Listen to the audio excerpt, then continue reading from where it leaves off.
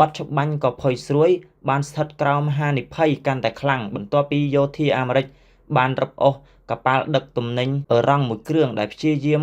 បំពេញការបិទគប់ហើយទីក្រុងតេហេរ៉ង់បានបដិញ្ញាសងសឹកកិច្ចចរចាសន្តិភាពស្ថិតក្នុងភាពស្រពិចស្រពិលខណៈបត់ឈប់បាញ់អ៊ឺរ៉ង់អាមេរិកជិតផុតកំណត់តេហេរ៉ង់កាលពីថ្ងៃច័ន្ទទី20ខែមេសាមន្ត្រីអ៊ឺរ៉ង់បានឲ្យដឹងថាទីក្រុងតេហេរ៉ង់កំពុងពិចារណាដោយភាពវិជ្ជមានលើការចូលរួមសារជាថ្មីក្នុងកិច្ចចរចាស្វែងរកសន្តិភាពជាមួយសហរដ្ឋអាមេរិកប៉ុន្តែពុំមានការសម្រេចចិត្តចុងក្រោយនៅឡើយទេខណៈបត់ច្បាញ់ដែលមានរយៈពេល2សប្តាហ៍នឹងផុតកំណត់ឆាប់នេះបើតាមការចេញផ្សាយដោយទីភ្នាក់ងារសារព័ត៌មាន Reuters កាលពីថ្ងៃច័ន្ទប្រភពដាច់ដោយឡែកក៏បានប្រាប់ Reuters ដែរថាអនុប្រធាននាយដ្ឋបតីអាមេរិកលោក JD Vance តស្ថិតនៅសហរដ្ឋអាមេរិកដោយបដិសេធសេចក្តីរាយការណ៍ដែលថារូបលោកបានចេញដំណើរឆ្ពោះទៅប៉ាគីស្ថានដើម្បីចូលរួមកិច្ចចរចាប៉ាគីស្ថានដែលជាអ្នកសម្រុះសម្រួលបាននឹងកំពុងព្យាយាមបង្កើនកិច្ចប្រឹងប្រែងដើម្បីចុះបញ្ចូលឲ្យអាមេរិកបញ្ចប់ការបិទគប់កំពង់ផែរបស់អ៊ីរ៉ង់ដែលជាឧបសគ្គចម្បងរារាំងមិនឲ្យទីក្រុងតេហេរ៉ង់ចូលរួមឡើងវិញក្នុងកិច្ចប្រឹងប្រែងសន្តិភាពបត់ច្បាញ់ក៏ផុយស្រួយបានស្ថិតក្រោមហានិភ័យកាន់តែខ្លាំងបន្ទាប់ពីយោធាអាមេរិកបានរឹបអូសកប៉ាល់ដឹកទំនិញអ៊ឺរ៉ង់មួយគ្រឿងដែលព្យាយាម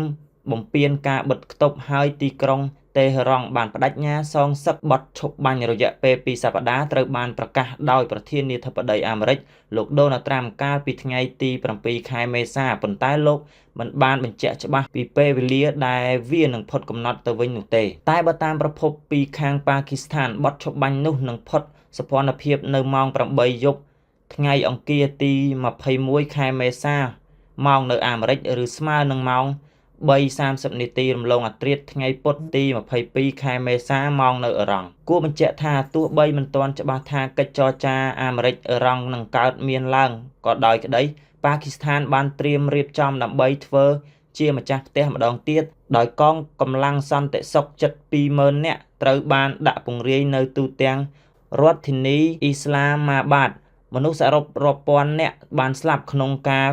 វាយប្រហាររបស់អាមេរិកអ៊ីស្រាអែលលើអ៊ឺរ៉ង់និងការឈ្លានពានរបស់អ៊ីស្រាអែលលើលីបង់ក្នុងពេលទន្ទឹមគ្នាចាប់តាំងពីសង្គ្រាមផ្ទុះឡើងកាលពីថ្ងៃទី28ខែកុម្ភៈកាលពីប៉ុន្មានថ្ងៃដំបូងក្រោយប្រកាសបត់ឈប់បាញ់មន្ត្រីអាមេរិកនិងអ៊ឺរ៉ង់ធ្លាប់បានជួបចរចាគ្នាម្ដងនៅទីក្រុងអ៊ីស្លាមាបាតប៉ុន្តែមិនបានទទួលលទ្ធផលល្អនោះទេចិនបញ្ជូននាវាផ្ទុកយន្តហោះចម្បាំងបើកឆ្លងកាត់ច្រកសមុទ្រតៃវ៉ាន់ជាលើកដំបូងគិតចាប់តាំងពីចុងឆ្នាំមុនក្រសួងការពារជាតិតៃវ៉ាន់បានឲ្យដឹងថាកាលពីថ្ងៃច័ន្ទទី20ខែមេសានាវាផ្ទុកយន្តហោះចម្បាំងរបស់ចិនបានធ្វើដំណើរឆ្លងកាត់ច្រកសមុទ្រតៃវ៉ាន់ដែលជាលើកដំបូងគិតចាប់តាំងពីចុងឆ្នាំ2025នេះបើតាមការចេញផ្សាយដោយទីភ្នាក់ងារសារព័ត៌មាន Reuters ទីក្រុងប៉េកាំងចាត់ទុកតៃវ៉ាន់ជាផ្នែកនៃទឹកដីរបស់ខ្លួនហើយបានធ្វើសកម្មភាពយោធាសឹងតែរាល់ថ្ងៃនៅក្បែរដែនកោះនេះដើម្បីជាការដាក់សម្ពាធលើកចុងក្រោយដែលតៃវ៉ាន់បានរាយការណ៍ពីវត្តមាននាវាផ្ទុកយន្តហោះចម្បាំងរបស់ចិននៅច្រកសមុទ្រតៃវ៉ាន់គឺកាលពីពាក់កណ្ដាលខែធ្នូចុងឆ្នាំមុននៅពេលនាវា Fujian ដែលជានាវាផ្ទុកយន្តហោះចម្បាំងស៊េរីថ្មីជាងគេរបស់ចិនបើកឆ្លងកាត់ច្រកសមុទ្រនោះបើតាមទីក្រុងតៃប៉េនាវាផ្ទុកយន្តហោះចម្បាំងដែលធ្វើដំណើរឆ្លងកាត់ច្រកសមុទ្រតៃវ៉ាន់កាលពីថ្ងៃច័ន្ទគឺនាវា Landing ដែលជានាវាចាស់ជាងគេក្នុងចំណោមនាវាផ្ទុកយន្តហោះចម្បាំងទាំង3គ្រឿងដែលចិនកំពុងធ្វើប្រតិបត្តិការចិនប្រកាន់គោលជំហរថាច្រកសមុទ្រតៃវ៉ាន់ស្ថិតក្រោមដែនអធិបតេយ្យភាពរបស់ខ្លួនប៉ុន្តែទីក្រុងតៃប៉េនិងខ្នងបង្អែកធំបំផុតរបស់ខ្លួនគឺទីក្រុងវ៉ាស៊ីនតោនបានច្រានចោលដោយលើកឡើងថា